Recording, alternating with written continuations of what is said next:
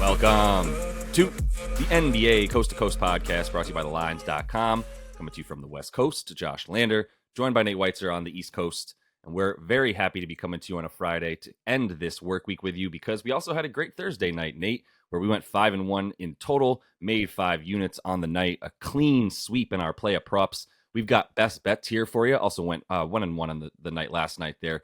Mostly because it was just a 2-game slate, so not many sides to choose from, but we will press on here. Also, check out the player props we do have up as well each and every weekday this season. Head to thelines.com as well. Check out the written content we're putting up on the site right now and use that odds finder tool that we have to make sure you're getting the best juice available to you from all of these books giving us bets this seain. Nate, let's just go ahead and get right into your first NBA play a prop, a game that has us both slightly befuddled. Again, I mean, I understand the steam coming in on the Clippers on Tuesday when they were underdogs going up against a Nuggets team that's owned them. Now they started -4.5, -5, depending on the book, and now they are -7.5 at home against the red-hot Houston Rockets, who have an entire week of rest coming into this game. Like, I am befuddled by this schedule from the NBA.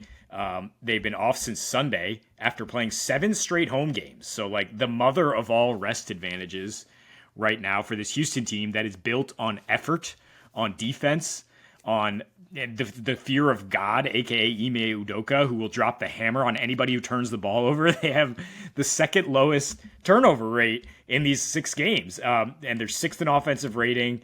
They are number 1 in net and defensive rating. They're just absolutely buying in, as much as I hear that cliche. But for a team that like led the league in turnover rate last year to suddenly be taking care of the ball like this, Fred VanVleet, Josh's adult in the room, is taking control of that offense. And like, look, this is our brand now. We are fading the old overrated teams, at least until proven otherwise. Like, might be off that with some other teams, but I am still not buying the Clippers. Certainly not as favorites by 7.5. So I am confident enough to put a full unit on this, certainly on the spread. I think you can also put a half unit on the Rockets with the under here, which is at 218.5, been bet down a little bit, but you can still get plus 250 parlaying those two, because there's definitely some correlation here, right? I mean, Rockets are playing at the 3rd slowest pace in this success span. The Clippers are the 4th slowest team since adding Harden. They're also 26th in offensive rating and turnover rate. They've gone 4-1 to the under with Harden, the exception being when Luka just went nuclear, and Houston doesn't have that kind of offensive firepower. They're beating teams by grinding you down, right? I mean, by slowing it down as much as possible, and then winning in the clutch. Or they have a 92 defensive rating in their 3 clutch games in this span here. The thing is, the Rockets, if you're gonna beat their defense, you're gonna have to play good team ball. So far in this small sample, they're giving up 26 assists in losses and 19 wins. Well, what are the Clippers struggling to do to play together? They're 4th lowest assisted field goal ratio since acquiring Harden. For what it's worth, even before Harden, under in 4 of their last 6 against the Rockets. Houston, for what it's worth, last year went under at a 70% clip when they had a rest advantage. So, with Dylan Brooks on Kawhi or PG, with Fred VanVleet and company hounding Harden, who just, still is trying to find his footing as he admits that this is the preseason for him. I just don't trust the Clippers to score enough to pull away from anybody. To be -7.5 is just really befuddling. I don't think that the Rockets are the team that they're just gonna figure it out against this defense with 4 or 5 days to prepare for them. Completely agree. I don't have solid answers for you for why this spread keeps moving up. I don't know necessarily whose money is moving it. You would obviously think more than anything it's sharp money. There's not necessarily public money moving lines like 3.5 points like that from the open. But I'm a huge Rockets believer and a huge Clippers detractor. So this seems pretty easy. We kind of stepped in it. We kind of knew we were when you give the Clippers points like that against the Nuggets. It was like, all right, I guess this is like a weird game even for them without Jamal Murray. They're not going to be able to just overcome any sort of like stagnant like complacency that the Nuggets might have come in with by underestimating the Clippers, right? Like that's not this situation. That was the champs coming in without their second best player and starting point guard. and playing a team that was like had really nothing else to lose. They've gone 0-4 in their first 4. After one win, I'm happy to think like James Harden's already like, all right, we got this. We're good. We won one game. I wouldn't be They surprised didn't at win the all. game, by the way. They just covered. They covered 5, but they Oh, I'm lost by sorry. They 3. didn't even win. I'm counting it as a win. Yeah, How no, hilarious is that? Is that it was no, so bad? Yeah. because Jokic took over down the stretch. Because the Clippers' biggest weakness is size, and I forgot to mention Alperen Şengün, who is Jokic light at this point, and is probably going to control this game for the Rockets. Yeah, and Jokic light is more of a compliment to Jokic that you can't give Şengün anything better than Jokic light. It's because you can't compare someone to Jokic, but the fact that you can say his name in reference to Alperen Şengün's game is just indicative of it all. But yeah, I keep counting it as a win. I should keep saying moral victory. The moral victory that that the Clippers enjoyed was still a result of like a complete contextual situation for them that worked out. This is like we just keep getting more value on the Rockets. Like I'm hitting them a little bit at plus 250 on the money line as well as putting like a full unit on them to cover this game. So this is a great find. We talked about it before we even started recording here last night. You were like, I mean, I'm taking this, and it just keeps going up for us. So I'm glad to let you have that. I'm going to go into a team total here for my first pick for the New York Knickerbockers, who are taking on the Wizards, more like Wizards because there's no D, as we like to say. They play really fast, and they don't play with defense. 27th defensive rating, and the fastest pace in the league. They allow 123 points per game, which is third most. So I went with over 115.5 for the Knicks, plus 100. It's even money on DK for a full unit. I think this is like a really solid game to look back and go, we have like a number of really nice use cases for exactly what's probably going to happen versus the Knicks when you can't get defensive rebounds, you can't stop anybody in the paint. You're just Swiss cheese down low. I mean, honestly, the Spurs aren't even Swiss cheese down low nearly as much as the Wizards are, and they still handed it to them, gave them 126 points to the Knicks.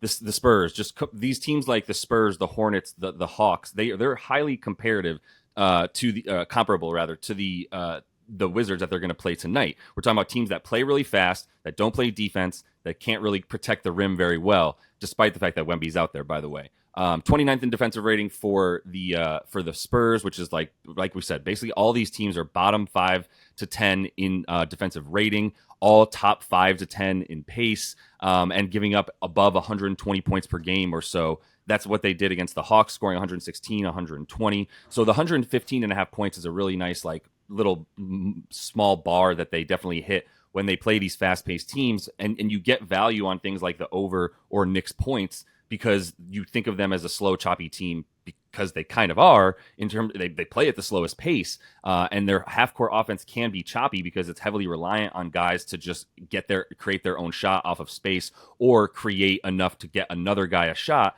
as opposed to letting the ball move. It's not that often that it's like a ball moving around the arc kind of possession for the Knicks. It's a lot more of them, banging down low. They get a ton of second chance points. We know that. They limit your second chance points. They will get points off of turnovers from their bench, especially because that's when you get IQ out there and guys that want to push the pace a little bit more for the Knicks. So all the fast break points they want are available. The Wizards are 30th in defensive rebound percentage. They are bottom 5 in allowing points in the paint, etc., allowing second chance points to their teammate, to the opponent. That's what happens when you don't get defensive rebounds. The other team will get a lot of second chance points. So there's a lot of bloated stats out prop lines for the Knicks players out there that are like a little bit scary because someone's gonna have to do it, but it could also just be a blowout to where by the end we've got like Deuce McBride as the dude who's scoring like 7-ish points in the fourth.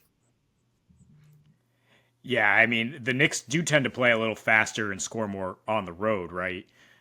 So that is a better environment than if this game was at MSG. And if you look at Washington at home, they've only held one team below 124 thus far, and that's the Memphis Grizzlies, who we like to say the offense-starved Memphis Grizzlies. So yeah, it is kind of fits into what we're saying about Washington, that this season is more of a fashion show than an actual competitive NBA season. And when they're at home, apparently, they just like to try to get their points with Kuzma and Poole leading the way, and they just should be roasted by Jalen Brunson and company on the other end. I for what it's worth, I'm putting Knicks in a couple money line parlays here tonight. I think the Lakers also good for a win with AD coming back against Portland. Celtics, you got to watch for their injury news, but Toronto looked awful one of the only teams to not score them very much against Washington. And if Cleveland has their guys, I think they handle business. But we'll have to wait on all the injury news for that before we make any picks. My second pick here is the same game parlay.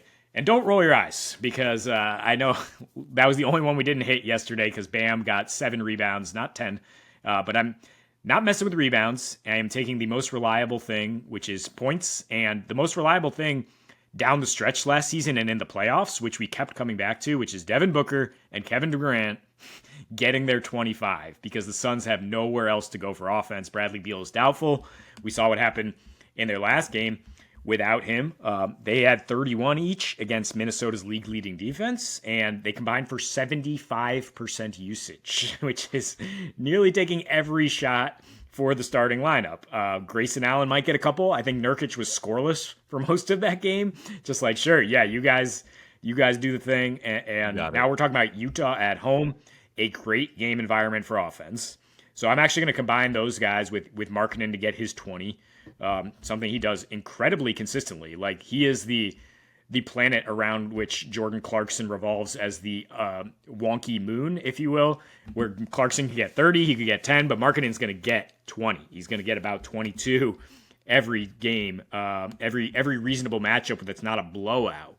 The only time in his last 9 games he hasn't is, yes, when they got blown out or by the Suns, just like a weird road game where Clarkson was so awful that the offense didn't function, and when they blew out the Grizzlies. But I don't see this game being a blowout either way. With Utah at home, great home court advantage. As we know, they score 119 at home, 9 more than on the road. They also play with more pace.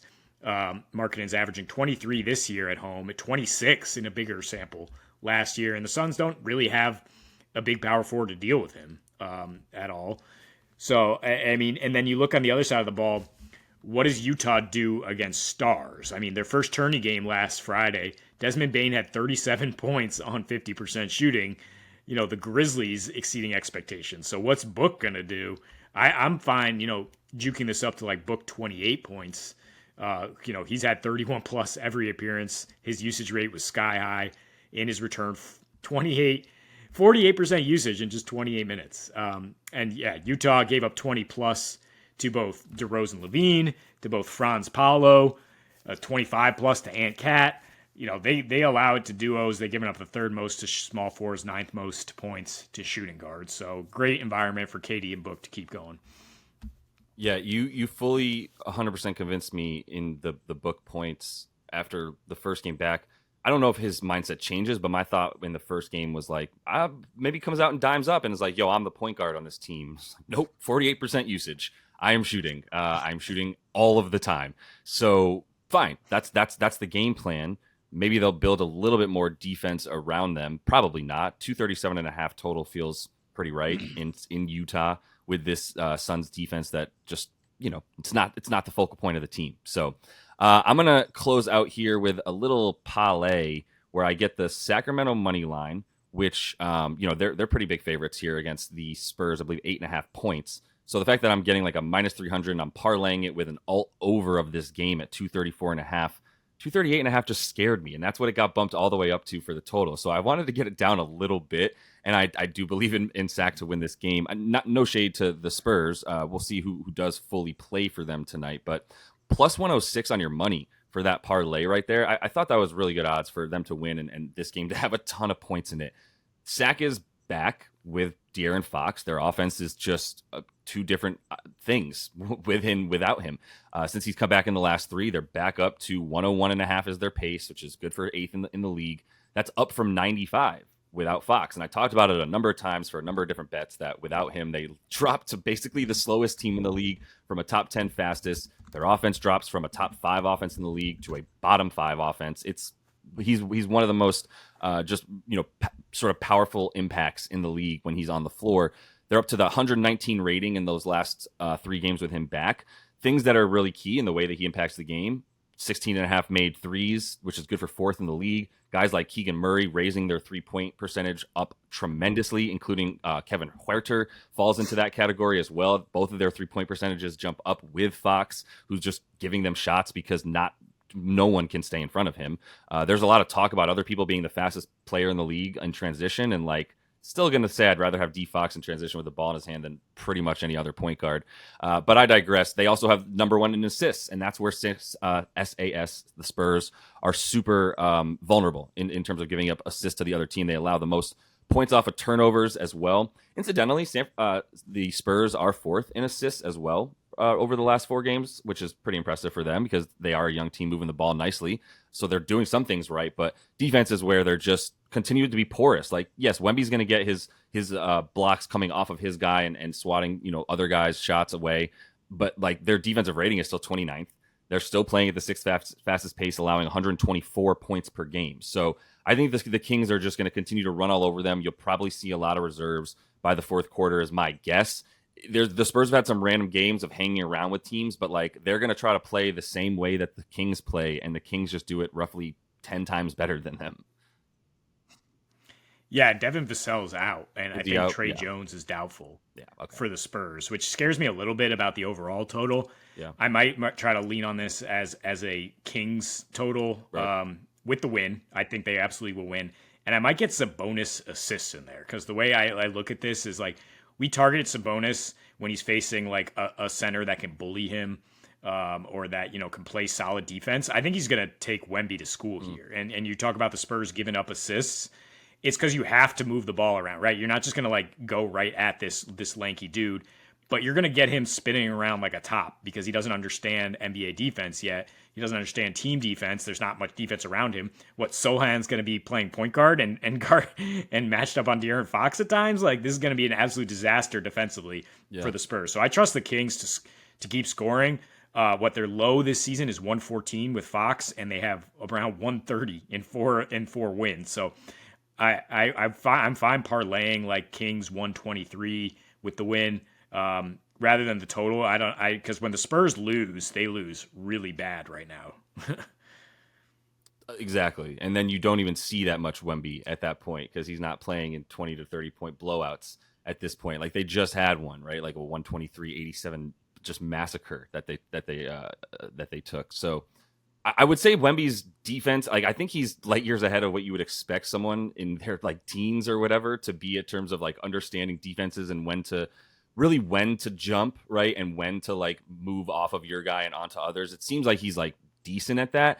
I would even guess that Zach Collins though might even be guarding him a lot down low because I do think that Sabonis could probably put him under the basket, which would probably hit his head on the rim if he did that. But at any rate, that is all the time we have for you in our best video. Make sure to like and subscribe to that page. Check out the play of props that we have for you as well. Super hot this week. Another 4-0 sweep of the props last night. So continue to follow along, and until we see you next, happy betting.